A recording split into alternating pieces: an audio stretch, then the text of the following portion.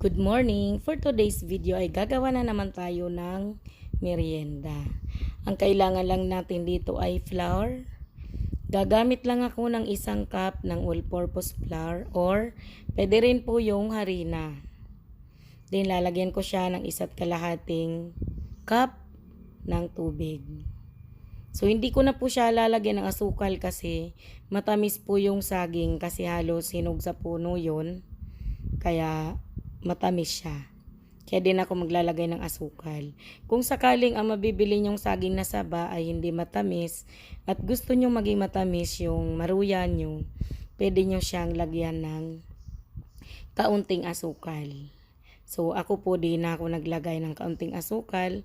I-slice lang natin ng maninipis yung saging na saba na ganyan.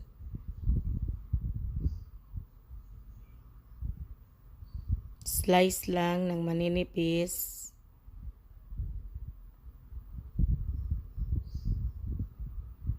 At ganyan lang din gagawin natin sa lahat ng mga saging. Mga 10 piraso lang naman tong saging na gagawin natin.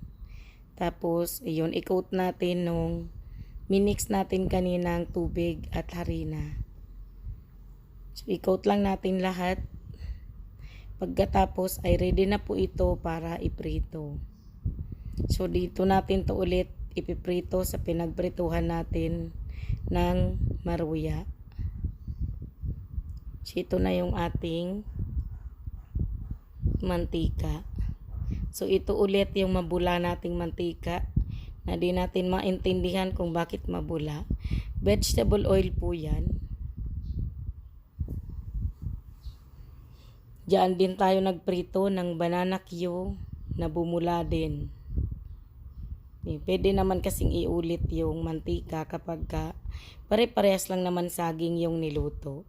Tatlo kasing saging, tatlong klase ng saging na saba na recipe yung ginawa natin sa loob ng 1 araw. Kaya isa na lang din na mantika. So grabe talaga yung bula nitong mantika na to. So, ipiprito lang natin siya hanggat sa maging golden brown ang kulay ng ating mga maruya. Ang tawag po namin dito sa Bicol ay kalingking. Kalingking.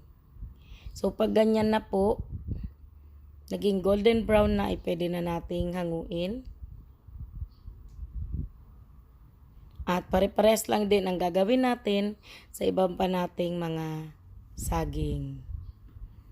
So, ayan. So, ito na po yung ating mga finished product. Yan yung nagawa natin sa 10 pirasong saging. Thank you so much!